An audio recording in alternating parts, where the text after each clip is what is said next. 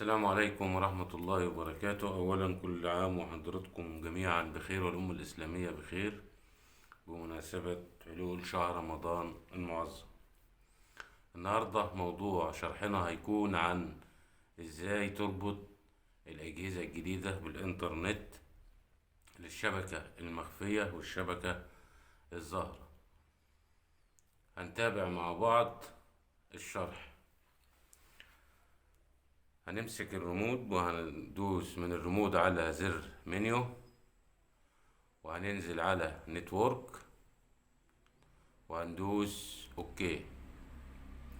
هننزل على اعدادات الايثرنت وهندوس اوكي. اول اختيار اللي فوق اللي هو نوع الاتصال لازم يكون شبكة واي فاي. بعد ما عملناها شبكة واي فاي اخترنا من بين دول شبكة الواي فاي. هننزل على الاعدادات وهندوس اوكي. كده الراوتر بيبحث عن الشبكات اللي عند حضرتك شبكتك مخفية وعايز تضيفها، هتدوس من الريموت زر اخضر. اول حاجة فوق دي SSID اللي هو اسم الشبكة اللي حضرتك عاملها وخفيها.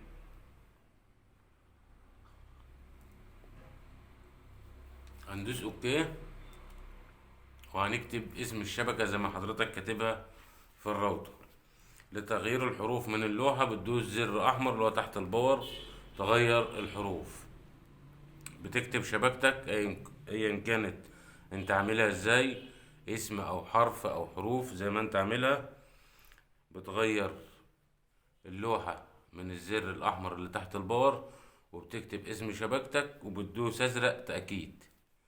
بعد كده بتنزل على الخيار ده بيكون كده، هتدوس عليه اوكي وهتخليه الهيكلة، وهتنزل على لا يوجد حماية. هتختار المفتاح اللي اخره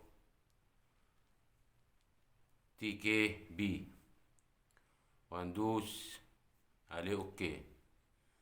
كده عملنا الهيكلة وعملنا التشفير. هننزل على كلمة السر. كلمة السر ايا كانت انت عاملها ايه برضو بتغير اللوحة للكتابة من الزر الاحمر وبتكتب كلمة السر بتاع حضرتك. طبعا عايز تحذف بتحذف من الزر الاصفر في الريموت زي كده، وبتكتب اسم شبكتك زي اسم الباسورد زي ما حضرتك كاتبه.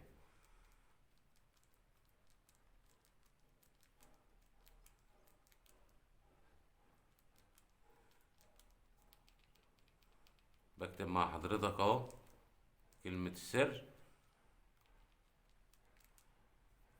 بعد ما كتبتها صح حروف وارقام او زي ما انت حضرتك عاملها هتدوس ازرق. عملنا اسم الشبكة فوق، عملنا الهيكلة، عملنا التشفير، عملنا كلمة السر. هننزل على المربع ده هنعلم عليه علامة الصح وهننزل على الاتصال وهننزل مرة كمان نعدي على اضافي وندوس اوكي.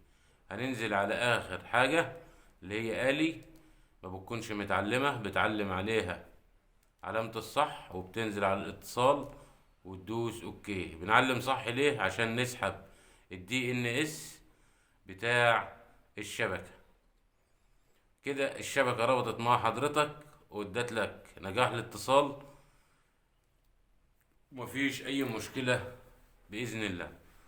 طيب لو شبكة حضرتك ظاهرة بتنزل على شبكتك مثلا زي ديت وبتدوس عليها اوكي، وكل اللي بتعمله بتكتب الرقم السري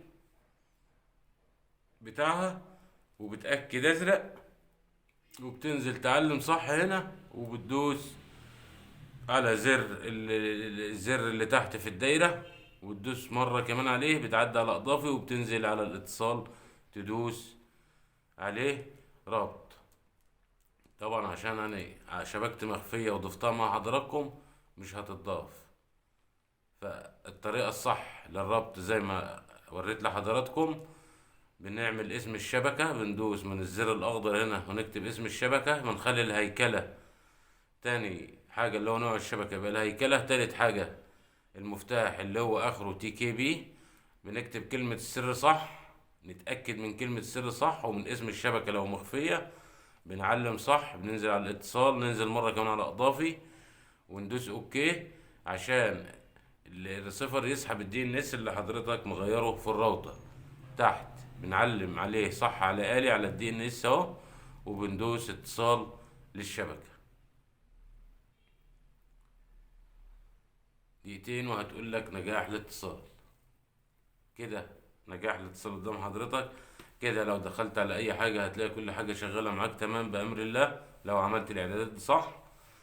وكده موضوع الفيديو النهاردة انتهى، عشان يختصر على ربط النت ويبقى المعلومة مفيدة للجميع. اي استفسار او اي تعليق سيبهولي على القناة او على رابط الجروب او على صفحتي الشخصية، هسيب لكم الروابط في الديسكريبشن تحت. وكل سنة وحضراتكم طيبين، والسلام عليكم ورحمة الله وبركاته.